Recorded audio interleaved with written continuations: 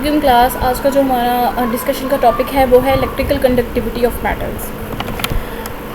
सबसे पहले इलेक्ट्रॉन की जो है ड्रिफ्ट को देख लेते हैं। जब भी इलेक्ट्रिकल फील्ड अप्लाई की जाती है तो उनकी जो मोशन है वो किस तरह चेंज हो जाती है। इससे आप लोग बखूबी वाकिफ़ तो होंगे ओबियसली, लेकिन आज हम थोड़ा इसे डिटेल में पढ़ लेते हैं। ठीक है, आपने फ्री इलेक्ट्रॉन थ्योरी पढ़ी थी जिसमें आप लोगों ने पढ़ा है कि इलेक्ट्रॉन जो हैं वो फ्रीली मूव करते हैं कंडक्टर्स में, और जब आप लोग इलेक्ट्रिक फील्ड अप्लाई नहीं करते, मतलब कोई भी फील्ड अप्लाई नहीं होती, तो वो एक इक्विलिब्रियम स्टेट में होते हैं, मतलब जो अपने इफेक्ट को कैंसिल आउट कर रहे होते हैं। उनकी मोशंस रैंडम मोशन होती है। अगर एक इलेक्ट्रॉन एक डायरेक्शन में मूव कर रहा है, लेट्स सपोज वो राइट साइड पे मूव कर रहा है, दूसरा लेफ्ट साइड पे मूव कर रहा है, तो वो एक दूसरे के नेट इफेक्ट को क्या कर देते हैं, वो कैंसिल कर देते हैं, बैलेंस आउट कर देते हैं। आज जो हमने कंसीडर करना है ऐसा क्यों होता है, क्योंकि इलेक्ट्रॉन्स की जो है ना कंडक्टर्स में तादाद जो है वो ज़्यादा होती है, और जो हाफ इलेक्ट्रॉन्स जो होते हैं वो एक डायरेक्शन में मूव कर रहे होते हैं और हाफ एक डायरेक्शन में मूव करते हैं। दोनों एक दूसरे की अपोजिट डायरेक्शन में मूव कर रहे होते हैं, और जिसकी वजह से उनकी average velocity in any direction जो है वो ज़ीरो होती है, और डिस्ट्रीब्यूशन फंक्शन भी इसी वजह से सिमेट्रिक होता है, जैसा कि इस ग्राफ में दिखाया गया है। ठीक है, अगर लेफ़्ट साइड पे इतना है तो दूसरी साइड पे भी कुछ इसी किस्म का ही डिस्ट्रीब्यूशन हुई है, ये वाली, ये और एक ये। ठीक है, बाकी डॉटेड लाइनों में उन्होंने इसको शो करवाया है, जैसा कि इसमें भी देखिए हम लोग लेफ़्ट साइड पे और राइट साइड पे सेम ही डिस्ट्रीब्यूशन है। ये बोल्ट्जमैन डिस्ट्रीब्यूशन के लिए और ये फर्मी डिस्ट्रीब्यूशन के लिए हमारे पास फंक्शन जो है वो ड्रॉ किए हुए हैं। Okay, this explains the fact that in the absence of external field there is no electric current. ठीक है, जब इलेक्ट्रिक फील्ड अप्लाई नहीं की जाती, इलेक्ट्रिक करंट नहीं होता। हालांकि आपके जो इलेक्ट्रॉन्स हैं वो मूव कर रहे होते हैं, आप करंट को जो है फ्लो ऑफ चार्जेस ही कहते हैं, लेकिन इलेक्ट्रॉन की डायरेक्शन जो है मोशन जो है वो रैंडम होती है और एक दूसरे के इफेक्ट को कैंसिल आउट कर देती है। दैट्स वाई वहाँ पे कोई भी करंट जो है वो नहीं होता। जैसे ही आप लोग इलेक्ट्रिक फील्ड अप्लाई करते हो तो जो इलेक्ट्रॉन्स एक डायरेक्शन में मूव कर रहे होते हैं वो लाइन हो जाते हैं इलेक्ट्रिक फील्ड की डायरेक्शन में, लेकिन यहाँ पे प्रोड्यूस हो जाती है ड्रिफ्ट वेलोसिटी। एक वेलोसिटी होती है नॉर्मल वेलोसिटी, एवरेज वेलोसिटी, दूसरी होती है ड्रिफ्ट वेलोसिटी। ड्रिफ्ट वेलोसिटी क्यों प्रोड्यूस होती है, क्या होती है, मतलब उसे किस तरह डिफाइन कर सकते हैं, उसको हम देख लेते हैं। When an electric field is applied to a conductor the random motion of the electrons get modified in such a way that they drift slowly. आपकी जो रैंडम मोशन है, इधर को मूव कर रहे हो, कोई इलेक्ट्रॉन इधर को मूव कर रहा है, कोई इधर को मूव कर रहा है, तो वो क्या हो जाती है जी, थोड़ी सी मॉडिफाइड हो जाती है। और जब मॉडिफाइड होती है वो exactly in the direction of electric field नहीं होती, बल्कि slowly there is some fluctuations, some distortion, और जो उनकी वेलोसिटी है थोड़ी सी डायरेक्शन जो वो ड्रिफ्ट हो जाती है, जिसकी वजह से वो है किसकी फील्ड के अपोजिट हो जाती है। और जो एवरेज वेलोसिटी को एवरेज वेलोसिटी नहीं बल्कि एवरेज ड्रिफ्ट वेलोसिटी कहते हैं, और इसको वी के साथ जो है वो रिप्रेजेंट किया जाता है। तो जिसकी वजह से ये जो हमारे पास डिस्ट्रीब्यूशन है वो थोड़ा सा जो है आपका डॉटेड लाइन जब फील्ड अप्लाई की जाती है, तो ये जो डॉटेड लाइन है ना, ये इस किस्म के ग्राफ बन जाते हैं, जैसा कि वो यहाँ पे भी दिखाया गया है। आपका ग्राफ जब इधर को ट्रांसफ़र होगा तो ये वाली जो है शिफ्ट, ये वाला जो पार्ट है वो इधर को शिफ्ट हो जाएगा, ये बन जाएगा। ठीक है, आपके जो ग्राफ्स हैं वो इसी वजह से शिफ्ट होते हैं। किसकी वजह से जी, वो है ड्रिफ्ट वेलोसिटी। ड्रिफ्ट वेलोसिटी ही क्यों होती है, उसे ड्रिफ्ट वेलोसिटी क्यों कहते हैं, क्योंकि आपके electron exactly in the direction of field में मूव नहीं करते, बल्कि सम डिफरेंस वो थोड़ा सा उनकी जो है डायरेक्शन ड्रिफ्ट होती है फील्ड से। दैट्स वाई आपकी वो वाली वेलोसिटी को इलेक्ट्रॉन्स की ड्रिफ्ट वेलोसिटी आप बोलते हो। In order to calculate the drift velocity, let us calculate free electron electric field। आप जो इलेक्ट्रिक फील्ड को कैलकुलेट करते हो, इलेक्ट्रिक फोर्स क्या होती है जी, Q by E is equals to Q by F by Q होती है, E is equals to F by Q। तो force F is equals to होगी E इंटू Q यहाँ पे इलेक्ट्रॉन है, तो इस वजह से हमने क्या मूव पर लिख लिया है उसको, E उसका साइन आ गया Q की जगह पे। Which accelerates the electron according to the Newton's law. अब Newton's law F is equal to ma वाला लॉ लगाया गया है यहाँ पर, और ये फोर्स जो है वो एक्सेलरेशन निकाला गया है उसमें से। आसान चीज़ें हैं, चले मैं ड्रॉ भी कर देती हूँ। यहाँ जो फोर्स की मैंने बताया आपको, ये जो बिल्कुल ही बेसिक हमारा FSC वाला ना, E equals to capital E equals to F by Q,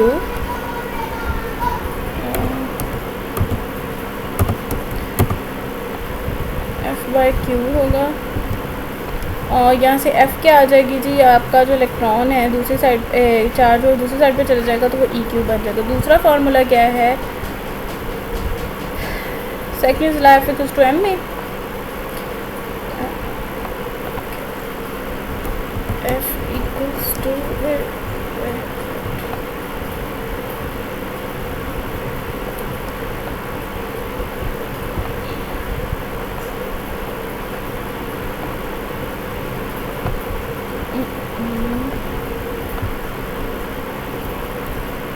अच्छा कह रहा है फिजिकल टाइम में ये ड्रॉ नहीं हो रहा है। फिजिकल टाइम में यहाँ से एक्सेलरेशन को निकाला और बाकी वैल्यूज़ पुट की हैं तो आपके पास ये इक्वेशन बन गई है।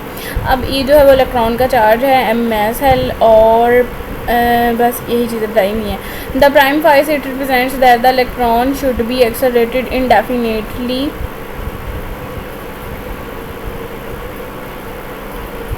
Electron should be accelerated indefinitely and there average velocity grow continuously. Electrons जो हैं वो इंडेफिनेटली एक्सेलरेट करते हैं। जब एक्सेलरेशन का डायरेक्ट रिलेशन किसके साथ होता है जी, वेलोसिटी के साथ। क्यों? क्योंकि v/t होता है, डायरेक्ट रिलेशन होता है। तो जैसे जैसे एक्सेलरेशन इंक्रीज़ करेगा वेलोसिटी भी आपकी इंक्रीज़ करती जाएगी।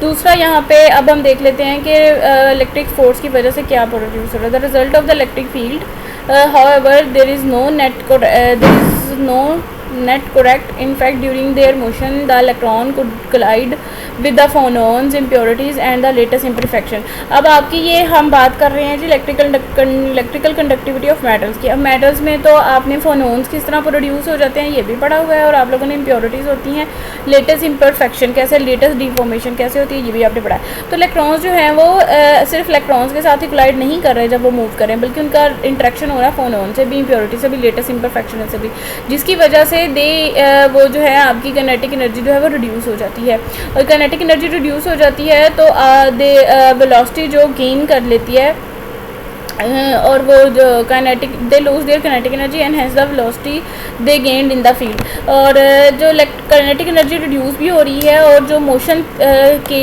जो मतलब आपकी जो है मोशन की वजह से, क्योंकि इलेक्ट्रॉन्स का चार्जेस ज़्यादा है, जैसे जैसे क्लीन होगी उनकी वेलोसिटी भी इंक्रीज़ करेगी फील्ड में, आपने जो इलेक्ट्रिक फील्ड पर प्रोड्यूस की हुई है उसमें।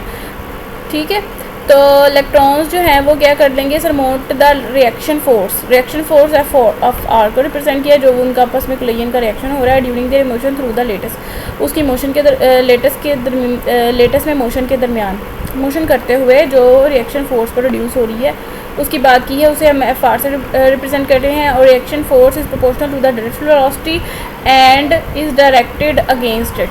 अब F R is equal to 1 divided by tau m into v d के डायरेक्टली प्रोपोर्शनल है जी आपकी फोर्स। टा यहाँ पे रिलैक्सेशन टाइम है, ये रिलैक्सेशन टाइम है। रिलैक्सेशन टाइम को हम आगे डिटेल में पढ़ते हैं तो उसके आपको बारे में बता देंगे। The taking in to count the equation 49 जो ऊपर से पड़ी थी and 50 the directional motion of the electron in the latest में भी रिटर्न है। इक्वेशन 49 जी, इक्वेशन 49 कौन सी है? इक्वेशन 49 एक्सेलरेशन वाली इक्वेशन, इस इक्वेशन को बोल रहे हैं और आपने जो इक्वेशन 50 पढ़ी है वो ये वाली रिएक्शन फोर्स वाली। इन दोनों को इन्होंने क्या किया है, take in account the equation directional motion of the electron in the latest में भी रिटर्न एज, इन दोनों को उन्होंने इक्वेट कर दिया है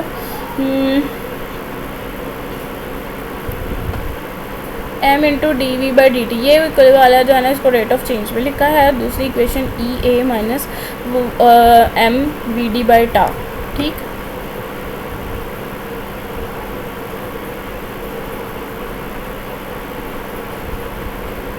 एक्सेलरेशन जो होता है वो है v by T, acceleration v by T है। तो अब वेलोसिटी कौन सी है, यहाँ पे वी डी है।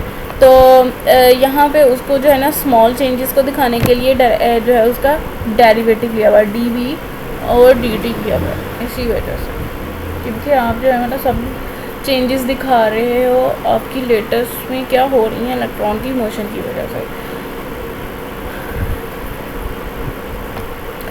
Equation 51 tells us the velocity of the directional motion of the electron will rise and they will accelerate until the two forces on the right side before become equal।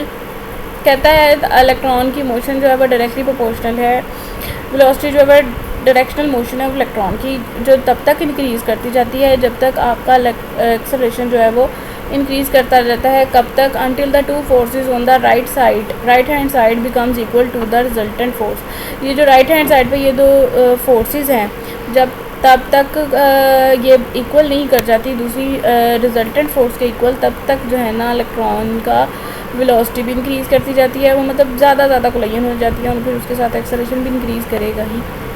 According to the acceleration will become zero. जब acceleration zero हो जाएगा, ठीक है, तब क्या होगा? आपकी equation जो है वो कुछ इस तरह की हो जाएगी, e tau by m into v t.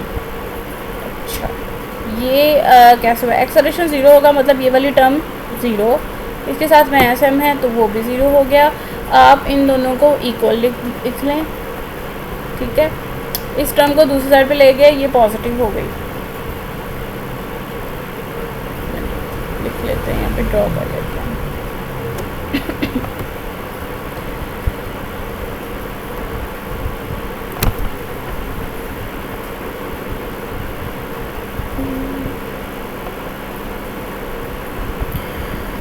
अच्छा, तो ये वाली इक्वेशन को सॉल्व करना है और ये एक्सेलरेशन था, ठीक है, rate of change of velocity. तो ये हो गया है ज़ीरो, ये वाली टर्म आपकी बन गई ज़ीरो।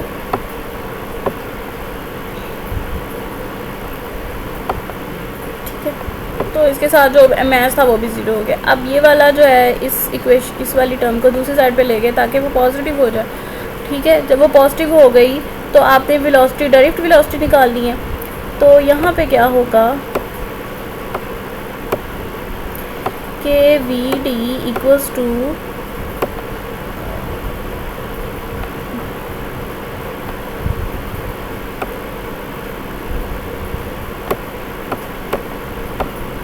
इसके साथ टॉ जो है वो डिवाइड में है, तो दूसरी तरफ जाके टॉ क्या हो जाएगा? मल्टीप्लाई में हो जाएगा, ठीक है।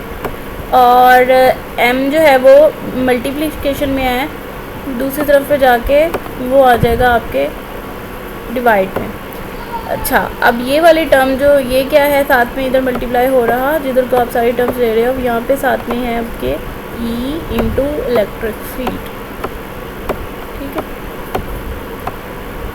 तो ये वाली इक्वेशन सेम इसी तरह की बन गई है।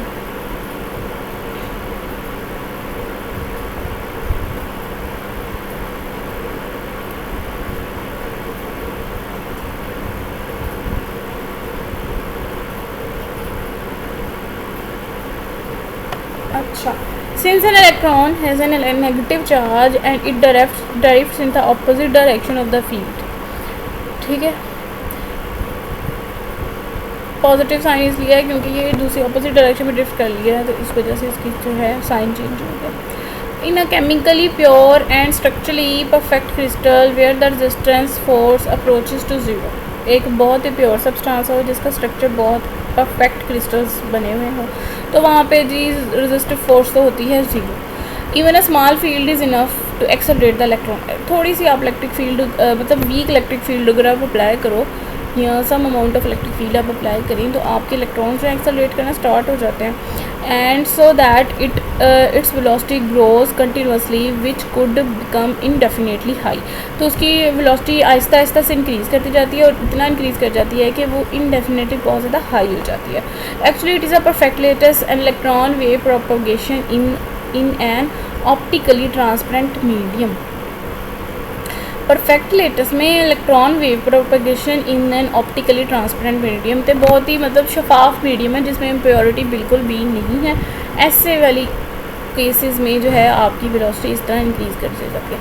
तो ये आज का हमारा जो टॉपिक है इलेक्ट्रिकल कंडक्टिविटी, इसके 3 सब हेडिंग्स और भी हैं, वो हम इंशाल्लाह कल पढ़ेंगे, ठीक है। आज के लेक्चर में अगर आप लोगों को कोई समझ ना आई हो तो ज़रूर पूछें और वीडियो को ज़रूर देखें, इसको अंडरस्टैंड करें इन सारे टॉपिक्स को और अच्छे से तैयार करें।